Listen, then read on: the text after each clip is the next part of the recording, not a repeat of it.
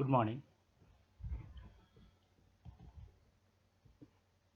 Last lecture, we are studying about the classification of solids based on energy band gap. There we have to classify the solids into three types: insulators, conductors, and semiconductor. And today, an important topic in semiconductor is Hall effect. Now here the Hall effect states that if a metal or a semiconductor carrying a current I is placed in a transverse magnetic field is perpendicular to magnetic field, a potential difference is produced in the direction normal to both the current and magnetic field. This is the statement of the semiconductor Hall effect. Now, from this diagram, here we clearly observe a rectangular p-type semiconductor.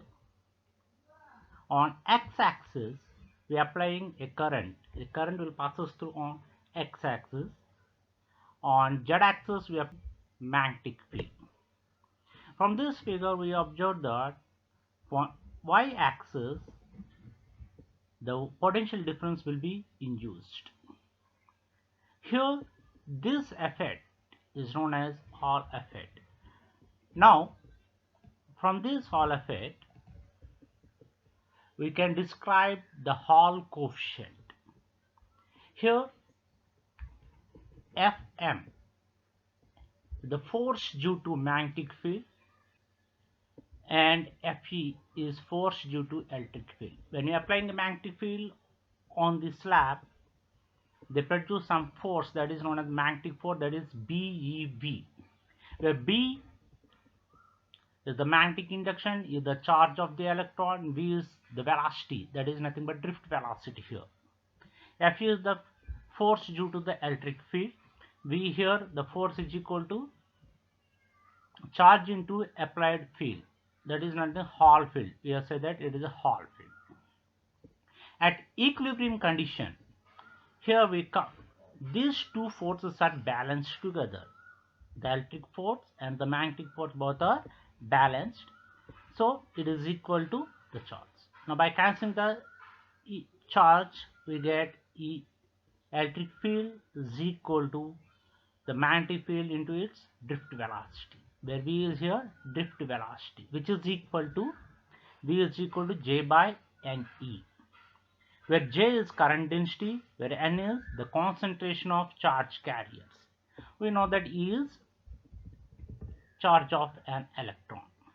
Now by putting this equation, we get the current density is equal to Ne into Eh by B, electric field by the magnetic field. Here Eh, simply we can simplify that, we get Eh is equal to the magnetic field by Je, current density by Ne, concentration into charge of an electron.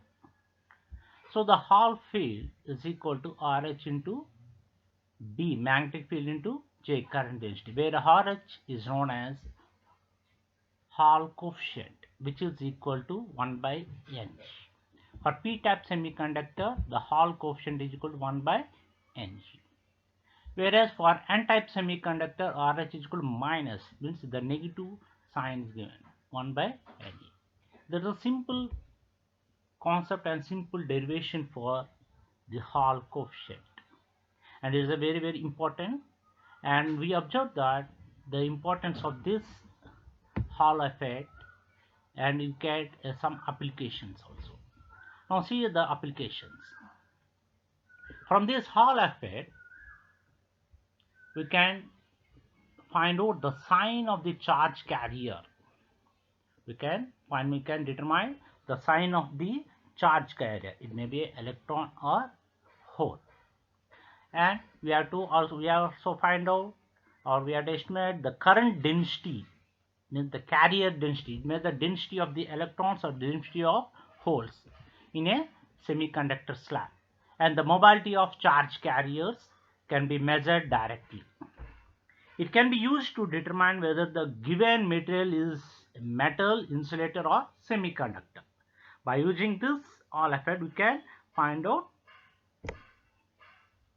the metals.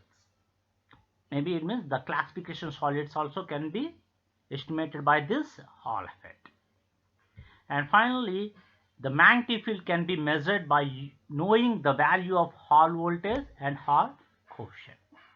Okay? This is a Hall effect, an important concept in a semiconductors. Okay? Thank you.